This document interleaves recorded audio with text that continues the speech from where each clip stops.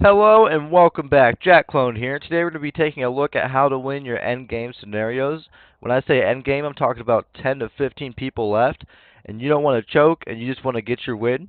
Let's go ahead and take a quick look at it.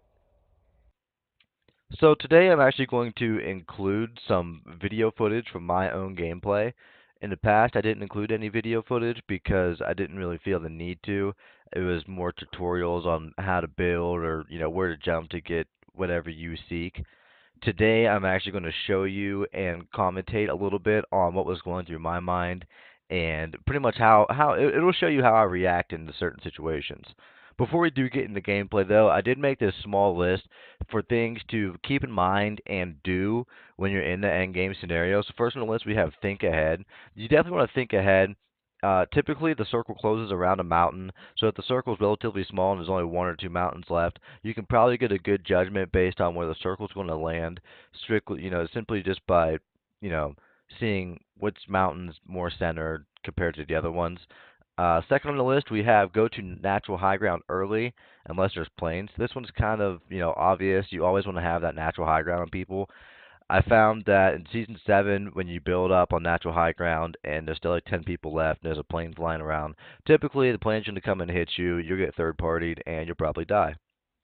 Third on the list, we have turtle in completely if your main goal is getting a win. So if you're strictly worried about getting a win, you don't really care about the win. I mean, you don't care about the kills. You just want to get the win. Turtle in completely, throw a roof and a floor piece above you just so you're completely enclosed.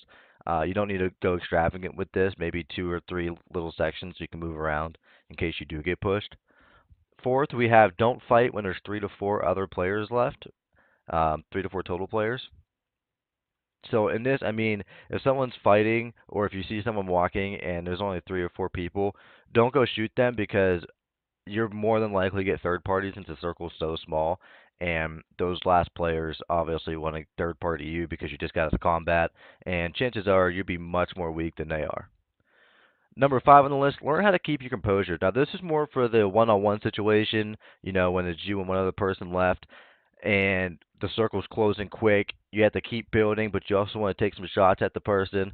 You'll see a small example of that in my footage here in a little bit, but you definitely want to learn how to keep your composure and don't really panic, in those situations.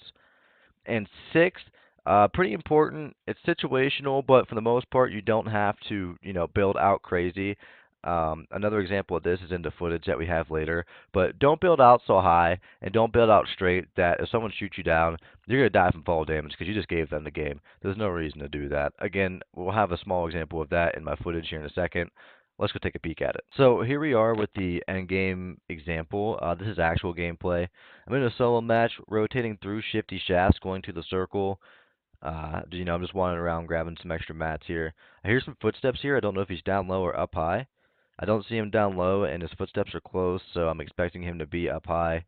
I shoot behind the tree. I guessed right. He was behind the tree. He didn't move, so I take another RPG shot here.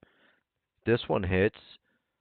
I know he's weak. I hit him for 116. I follow him down with the shotgun, kill him with the shotgun. This is just looting, so I fast forwarded this because this is almost irrelevant. But I didn't want any copy and pasting inside this video, so I kept it all straight and just fast forward the useless parts. Running to the circle, I'm going to the last piece of natural high ground in the circle.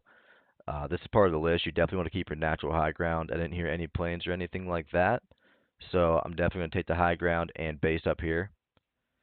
Once I get to the top, I want to clear out the top. You don't have to. Obviously, you can build through all of this stuff. I just have like OCD, and when I'm building and I'm in a battleground, I definitely want my area to be clear just so there's no other distractions. So here I am building my base, just waiting to see where people are, trying to get a head count, looking around,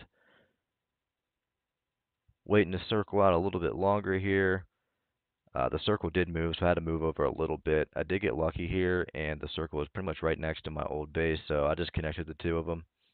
That way, if one gets shot down, I still have something to run towards. So here we are. I'm about to engage somebody from a distance. I don't have a sniper or anything, so I'm using my SCAR. This was a really, really risky move on my part. I could have gotten sniped at any time from somebody else. I think the fact that I was up so high that not that many people had a good angle on me. So my main goal here was obviously to get the elimination, so there's one less person in the last circle. I don't get the elimination on the first pursuit here, but I am making him waste a lot of his mats. He probably ran through a good 600 wood right there. He was building like crazy. I hear a supply drop to my east. It didn't touch down yet, so I didn't, look over there because it doesn't really bother me any that it's falling down there. I don't need any loot out of it. It did touch down, so I take a peek over. What do I see? A guy, so I shoot a rocket at him. The rocket did hit. He didn't build. In the actual gameplay, you can see it. I turned around because I had to worry about the other guy that I was fighting initially. He was building up on me, so took 2 shots at him, killed him.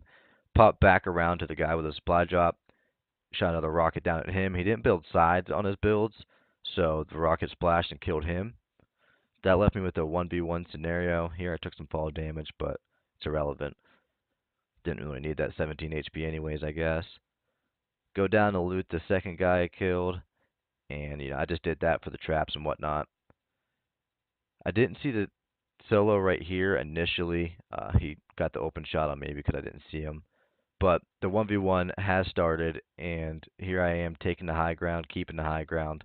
He was trying to build up. I kept the high ground, knocked him down with the rocket.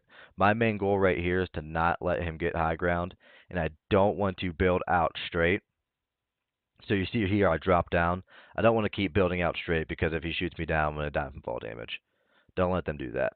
If you have the option, walk like I am on a mountain or something like that. Don't go out too high and take fall damage. Here I have to build out a little bit, so I do use a floor pyramid method. That way there's 2 structures for the person to shoot through. I see his build, so I kind of know where he's coming from, and he has to come towards my direction because of the circle. And there are my tips for you. This is what you can do, and this is typically how I play endgame.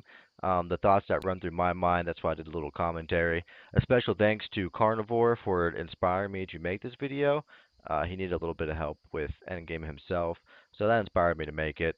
Thank you all for watching. Please do like the video and subscribe to the channel if you have not yet. We will be putting out content hopefully once a week. Have a good day.